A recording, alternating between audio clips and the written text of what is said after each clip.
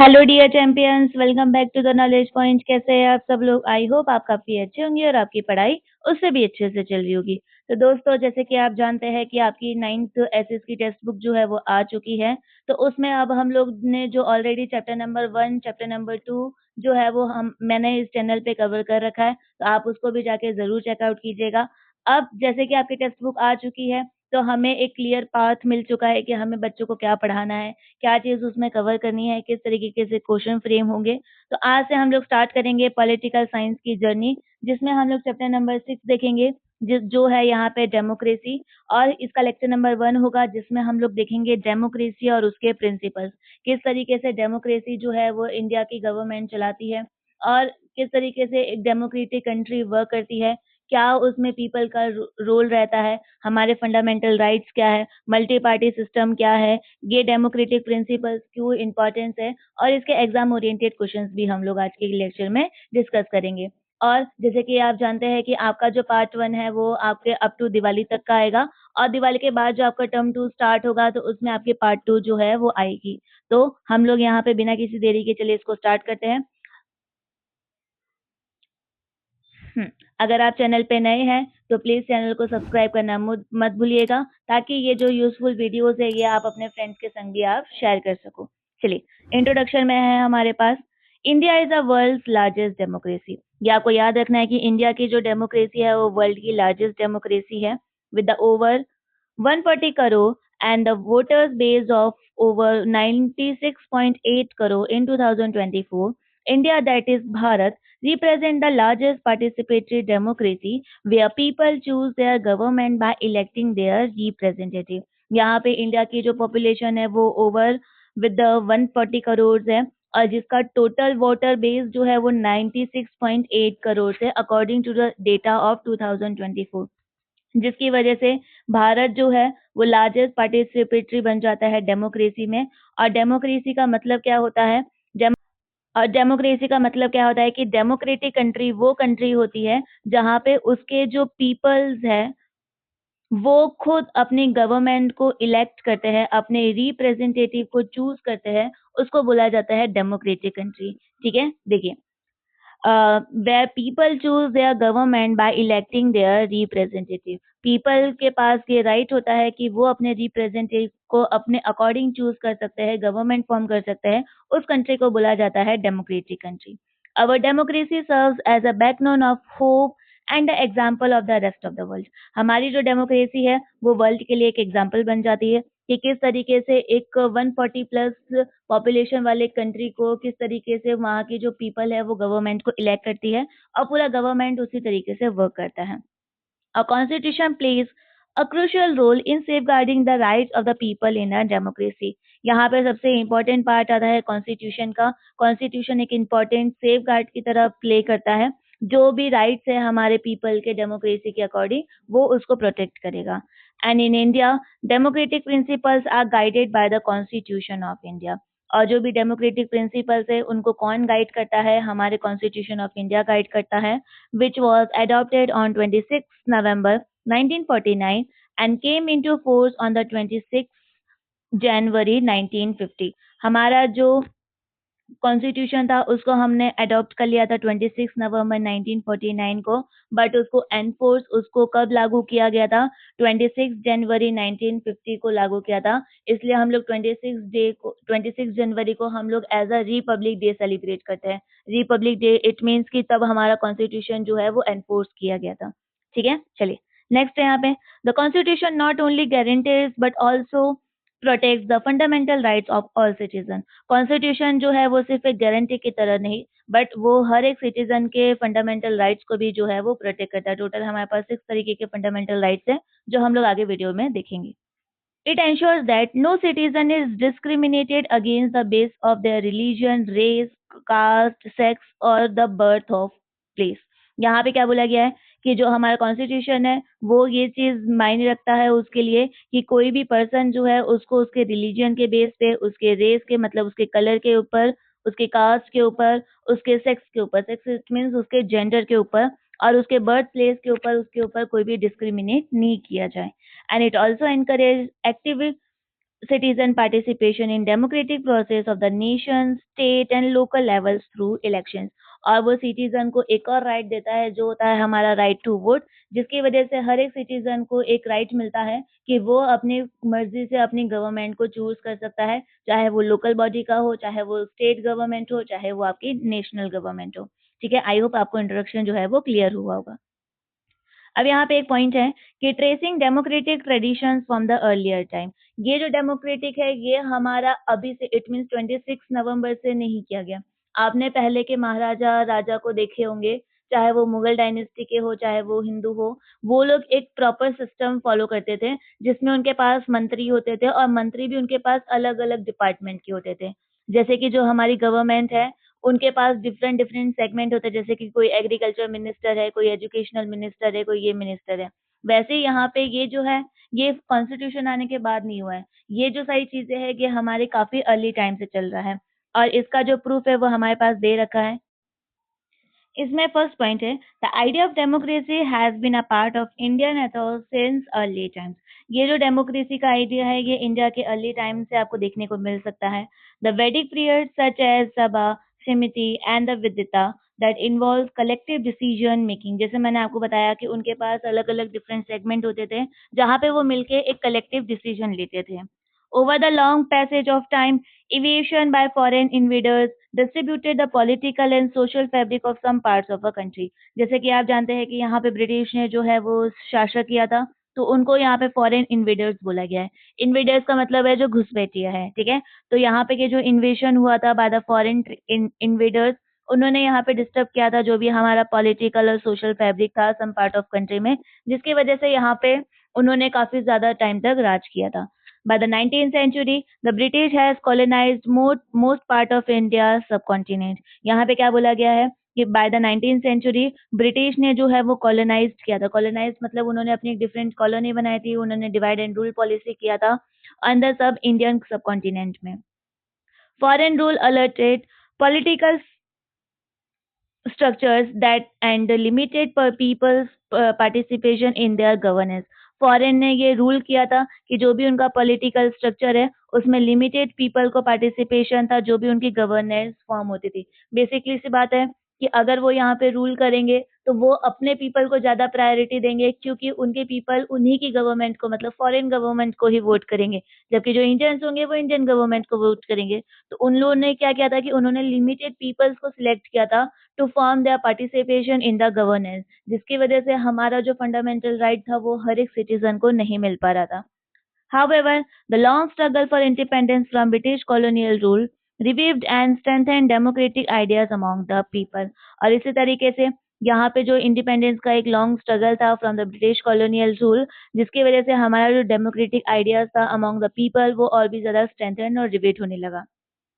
And before India attained the independence in 1947, the Constitution Assembly was formed in 1946 to draft a constitution of the country।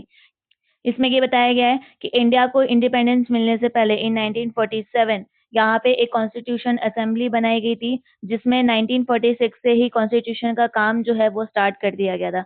Constitution बनाना कोई रातों का खेल नहीं था। इसमें बताया गया है as studied in earlier grades it took the assembly 2 years 11 months and 18 days to draft the world's longest written constitution. यहाँ पे 2 साल 11 महीने और 18 दिन लगे थे एक कॉन्स्टिट्यूशन को ड्राफ्ट करने के लिए जो वर्ल्ड का लॉन्गेस्ट रिटर्न कॉन्स्टिट्यूशन था। ठीक है, ये आपको याद होना चाहिए।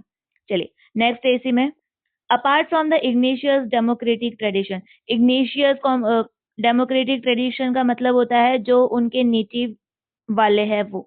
इग्निशियस का मतलब यहाँ पे क्या होता है, जो वहाँ के नेटिव बिलोंग करते हैं वो। तो इसमें क्या बोला गया है कि जो नेटिव डेमोक्रेटिक ट्रेडिशन था और जो world global spread of democratic values थे जो इन्फ्लुएंस करते थे कॉन्स्टिट्यूशनल असेंबली डिबेट्स को, contributing to the creation of the globest flexible and transformative and responsive constitution. आपको ये चीज पता होनी चाहिए कि जो भी हमारा कॉन्स्टिट्यूशन बना है वो यहाँ पे हमने थोड़ी फॉरेन की पॉलिसीज को देखते हुए उनके डेमोक्रेटिक वैल्यूज को देखते हुए भी यहाँ पे वो कॉन्स्टिट्यूशन को ड्राफ्ट किया है। इसलिए the CAD reflects the members believe that constitution should not be a rigid local legal code but a dynamic document capable of evolving through lawful amendments without compromising its fundamental values. इसलिए यहाँ पे ये जो constitution assembly debate थी, ये reflect करती है कि उनके मेंबर्स ये बिलीव करते थे कि जो कॉन्स्टिट्यूशन है वो रिजिड नहीं होना चाहिए कोई भी लीगल कोड के लिए, बट ये एक ऐसा डायनेमिक डॉक्यूमेंट होना चाहिए जो कैपेबल हो कि हमारा जो भी लॉफुल अमेंडमेंट हो, बिना किसी कॉम्प्रोमाइजिंग के वो अपने फंडामेंटल वैल्यूज को रिस्पेक्ट कर सके, उसको प्रोटेक्ट कर सके। And according while making provision for establishing democratic institutions and processes that uphold liberty, equality, justice, and fraternity, the Constitution also provides the amendment under Article 368. यहाँ पे हमारी uphold liberty को, equity को, justice को, fraternity को भी हमारे values को ध्यान में रखा गया है.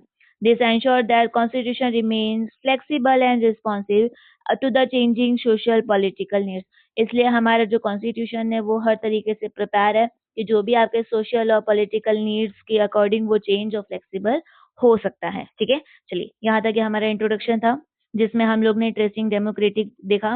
अब आते हैं हमारे मेन टॉपिक के ऊपर जो है यहाँ पे principle of democracy. Principle of democracy में जो सबसे पहला पॉइंट है वो है पॉपुलर सोवेरेनिटी। इसमें क्या बताया गया है? In a democracy the ultimate source of power lies with its people. जैसे मैंने आपको स्टार्टिंग में बताया कि जो डेमोक्रेटिक कंट्री होती है उसमें जो पूरा पावर होता है वो पीपल के हाथ में होता है।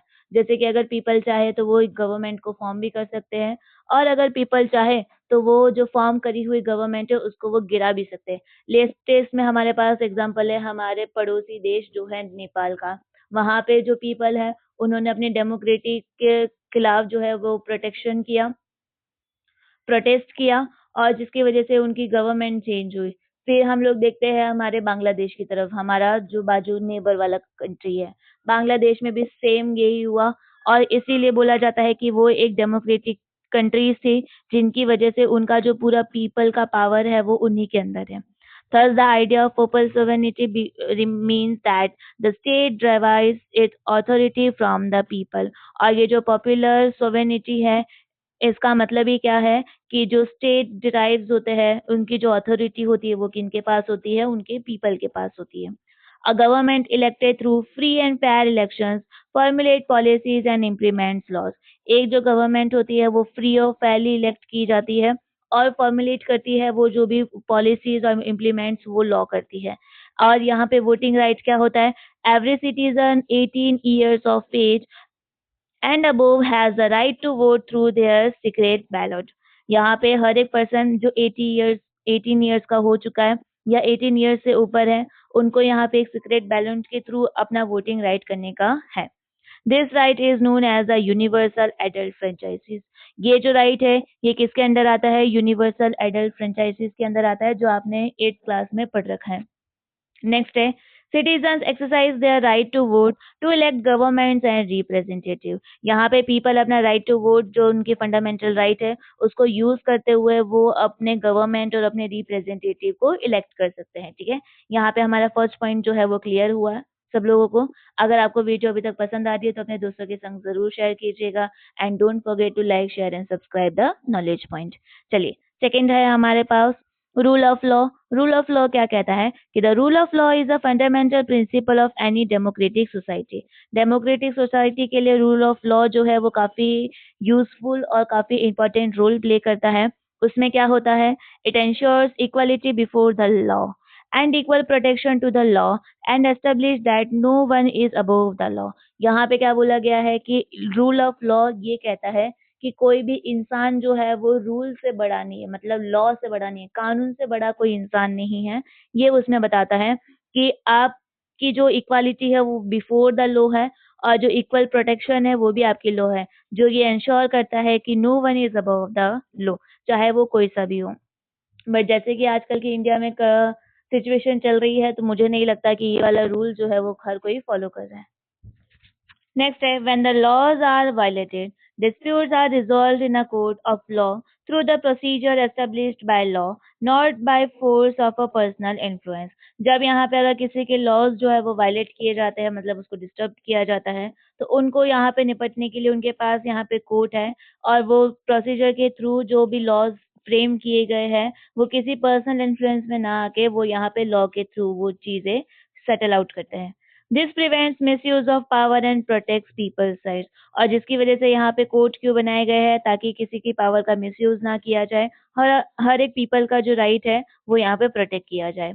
No citizen can be punished without due process and everyone is provided a fair opportunity to defend their rights against the attribute actions. यहाँ पे क्या बोला गया है कि कोई भी सिटीजन जो है उसको पनिश किया जाएगा, चाहे उसका इसमें ये बताया गया है कि कोई भी सिटीजन जो है, no citizen can be punished, किसी भी सिटीजन को पनिश नहीं किया जाएगा उसके प्रोसेस के थ्रू, क्योंकि everyone is provided a fair opportunity. यहाँ पे हर एक पर्सन को जो है वो इक्वल अपॉर्चुनिटी मिलती है कि वो अपने डिफेंड कर सके जो भी उसके ऊपर इलीगल एक्शंस लगाए गए। एट्रीब्यूटरी एक्शन का मतलब क्या होता है? Actions taken without any clear reason और रूल और फेयरनेस।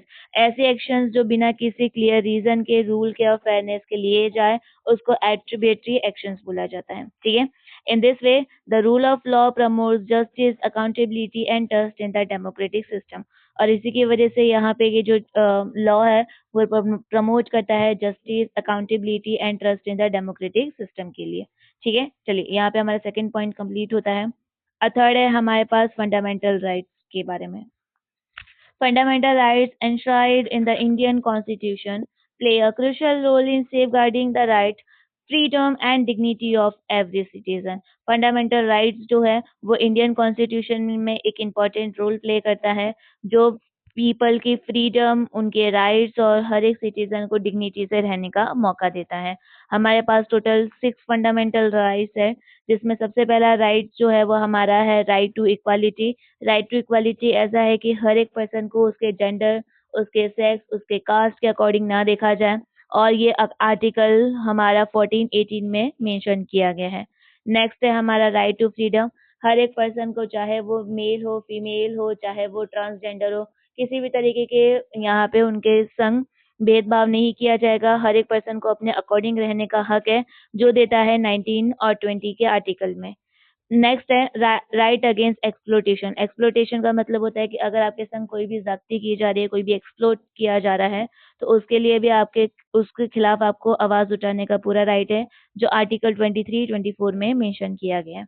नेक्स्ट जो राइट है, right to freedom of religion. आपके पास आपका फ्रीडम है कि आप अपने अकॉर्डिंग कोई सा भी रिलीजन चूज कर सकते हैं, किसी भी रिलीजन को आप फॉलो कर सकते हैं, जो आर्टिकल 25-28 में दे रखा है। नेक्स्ट है कल्चरल एंड एजुकेशनल राइट्स। यहाँ पे आपको हर एक पर्सन को जो है, चाहे वो छोटा हो बड़ा हो, उसके पास राइट टू एजुकेशन और अपने कल्चर्स को फॉलो करने का उसके पास राइट है, जो आर्टिकल 23-30 में दे रखा है।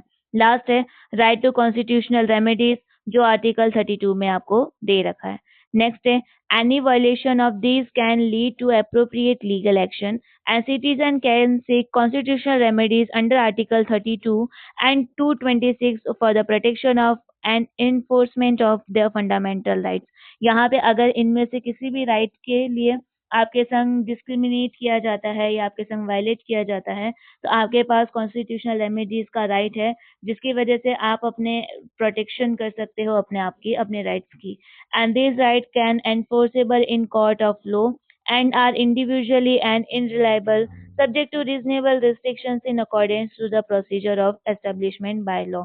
इसमें ये कहा गया है कि आपके पास ये जो सारे राइट्स है, ये एनफोर्सेबल है, कोई भी लॉ, कोर्ट ऑफ लॉ में इनविजिबल है, इंडिविजिबल है एंड अलाइनेबल है, जो एक सब्जेक्ट बन जाता है रीजनेबल रिस्ट्रिक्शंस का, in accordance to the procedure established by the law. ठीक है, चलिए नेक्स्ट है हमारे पास सेपरेशन ऑफ पावर में।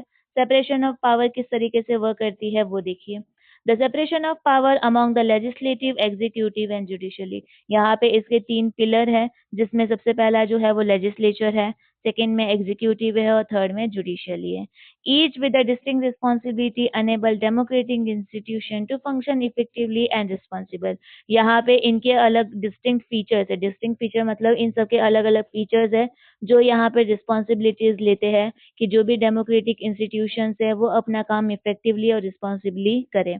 यहाँ पे सबसे पहला जो legislature है, उसका काम क्या होता है? The legislature makes law and the executive implements them. Legislature का काम होता है कि वो लॉ बनाता है, एग्जीक्यूटिव जो है वो उनको इम्प्लीमेंट करता है जो भी लॉ बनाया है, और जो जुडिशियल है एंड द जुडिशियली इंटरप्रिटेट्स देम, जो जुडिशियल है वो उस चीजों को देखता है, thereby preventing the concentration of power in any one organ। यहाँ पे इसलिए ये कहा गया है कि यहाँ पे concentration of power है। concentration of power मतलब ये जो distribution of power है ये किसी भी एक organ को उन्होंने नहीं दिया है। This separation is essential for maintaining checks and balance among these three organs of the government। ये जो separation है power का वो इसलिए जरूरी है ताकि वो एक बैलेंस बना रहे कि जो भी ये तीन ऑर्गन्स है गवर्नमेंट के वो अपना काम प्रॉपरली कर सके। फॉर एग्जाम्पल जैसे कि पार्लियामेंट के पास पावर है कि वो अमेंडमेंट ऑफ कॉन्स्टिट्यूशन को फ्रेम करे, और जो जुडिशियल है वो उसको रिव्यू कर सके कि वो जो अमेंडमेंट वो बना रहे हैं वो यहाँ पे किसी भी तरीके के कॉन्स्टिट्यूशन को वो हार्म ना पहुंचाए, मतलब अकॉर्डिंग टू लॉ बने। और सिमिलरली जो एग्जीक्यूटिव पावर होते हैं वो एनफोर्स करते हैं, जो भी एजेंसी है जो भी रेगुलेट करती है बाय लॉज को, और रूल्स जो फ्रेम करते हैं parliament can also be revived by the contempt courts, and if the law is inconsistent with the constitutional provision, the judiciary has a power to declare if unconstitutionally. यहाँ पे क्या बोला गया है कि अगर लॉ जो है वो इनकंसिस्टेंट है according to the constitutional provisions, तो जुडिशियली के पास ऐसा पूरा पावर है, पूरा राइट है कि वो उस कॉन्स्टिट्यूशनल को वो अमान्य घोषित कर दे। ठीक है, यहाँ पे ये सेपरेशन ऑफ पावर भी एक इम्पॉर्टेंट पॉइंट है। इसी में आगे बताया गया है, judicially upholds the constitution and plays a vital role in protecting and promoting democratic values and the rights of all sections of the society। judicially जो है वो इन तीनों में से एक important role play करता है कि जो protect करता है यहाँ पे हर एक section के सोसाइटी के जो भी पीपल्स हैं उनके राइट के लिए डेमोक्रेटिक वैल्यूज को वो प्रमोट करता है।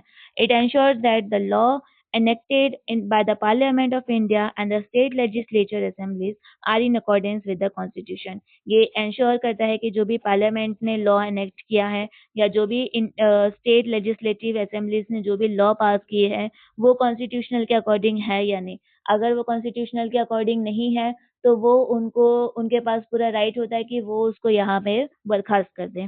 The judiciary is an important and independent institution that safeguards citizens' rights and upholds the spirit of the constitution। Judicial एक इम्पॉर्टेंट और एक इंडिपेंडेंट इंस्टीट्यूशन है जो हर एक सिटीजन के राइट्स को यहाँ पे प्रोटेक्ट करता है। The important initiative such as public interest litigation, यहाँ पे PIL जो है वो यहाँ पे क्या होता है, a legal action initiated in the court of law by the enforcement of public interest have also been taken by the judiciary from time to time ensure access to justice of all। यहाँ पे public interest वाले के पास जो है वो भी उसकी body है जहाँ पे वो उसको पूरा ध्यान रखते हैं कि जो भी पीपल है उनको मतलब टाइम टू टाइम जस्टिस मिलता जाए।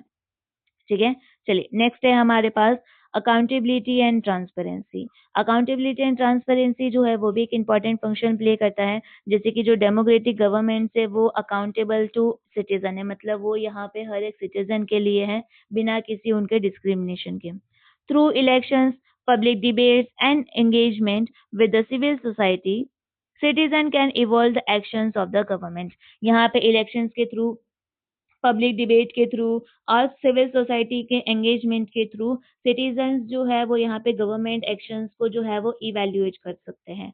And this continuous public involvement strengthen democracy and build trust between the government and the people. और यही इलेक्शंस हो गए, पब्लिक डिबेट्स हो गए, सिविल सोसाइटी में एंगेजमेंट हो गया, ये कंटिन्यूस पब्लिक इन्वॉल्वमेंट जो है वो डेमोक्रेसी को और भी करीब लाता है, एक strengthen relation बनाता है between the government and its people।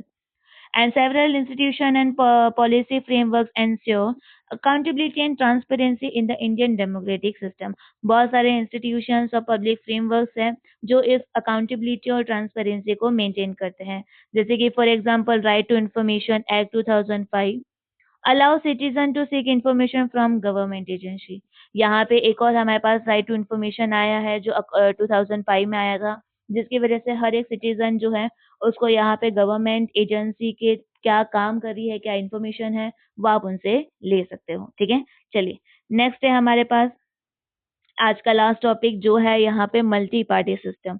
Multi party system जो है वो यहाँ पे कैसे काम करता है वो देखिए। अब आप देख सकते हैं कि यहाँ पे इलेक्शंस के थ्रू रिप्रेजेंटेटिव का डाइवर्स होता है। डाइवर्स इट मीन्स कि उन वो डिफरेंट डिफरेंट पाथ पे जाते हैं और जिसकी वजह से यहाँ पे जो भी पीपल होते हैं उनको एक क्लियर आइडिया मिलता है कि कौन सा रिप्रेजेंटेटिव कौन सी पार्टी में गया है तो वो क्या काम कर सकता है। देखिए, in a multi party system several political parties contest elections representing diverse voice and interest. यहाँ पे मल्टी पार्टी सिस्टम जो है जहाँ पे सेवरल पॉलिटिकल पार्टीज जो है वो इलेक्शंस में पार्टिसिपेट करती है और उनके जो रिप्रेजेंटेटिव होते हैं वो अपने इंटरेस्ट के अकॉर्डिंग इधर उधर जाते हैं। This gives people the power to choose those they considered more suitable। और जिसकी वजह से वहाँ के पीपल जो है उनको पावर मिल जाती है कि वो मोस्ट सुटेबल कैंडिडेट को वो वोट कर सके। Each political party is guided by certain ideas, values and principles that shape its policies and actions। हर एक पॉलिटिकल पार्टी को जो है वो इससे गाइड मिलता है, कुछ आइडियाज मिलते हैं, कुछ वैल्यूज मिलते हैं, जो भी उनके पॉलिसीज और एक्शंस होते हैं उसको एक शेप देने के लिए। And in elections to the parliament or state assemblies, the parties or the collatorate of parties that secure more than 50% of the seats forms the government, while those with the fewer seats constitute the opposition। यहाँ पे आपको सीधी सी बात है, जिसके पास majority होगी वो अपनी government form करेगा और जो इसके पास फ्यूअर सीट्स होगी, जो माइनॉरिटी में होगा, वो अपोजिशन पार्टी में जाएगा। तो सेम वैसे ही कि जो भी आपके पार्लियामेंट और जो भी स्टेट असेंबलीज के इलेक्शंस होते हैं, वहाँ पे आपकी जो पार्टीज है जिसमें जो पार्टी 50% ज़्यादा सीट मतलब मोर देन 50% सीट से ज़्यादा ऑक्यूपाइड करेगी, वो अपनी गवर्नमेंट बनाएगी और जिनके पास थोड़ी सीट्स होंगी, वो यहाँ पे अपोजिशन में जाएंगी। And the political party represents a wide range of social, cultural, political, ideological and the regional interests reflecting the diversity of Indian society। और जो भी पॉलिटिकल पार्टीज होते हैं उनके पास एक वाइड रेंज होता है सोशल कल्चरल का, उनके अलग अलग आइडियोलॉजिकल होते हैं, अलग अलग रीजनल इंटरेस्ट होते हैं, जिसकी वजह से वो रिफ्लेक्ट करता है कि इंडिया की जो सोसाइटी है वो डाइवर्सिफाइड है। And they function with the framework of rules and regulation laid down by the Representation of People Act 1951। और इनके जो भी सारे फंक्शंस हैं वो रूल्स फ्रेमवर्क करता है, रेगुलेशन करता है, जो भी रिप्रेजेंटेशन ऑफ पीपल्स एक्ट 1951 में दे रखा है। ठीक है, आज का लेक्चर हम लोग यहीं पे कंप्लीट करते हैं। आई होप आपको जो प्रिंसिपल्स है वो सारे क्लियर हुए होंगे। अगर आपको कुछ भी डाउट निकलता है तो आप मुझे कमेंट सेक्शन में पूछ सकते हैं। And don't forget to like share and subscribe the knowledge point with your friends for more useful videos. Thank you so much.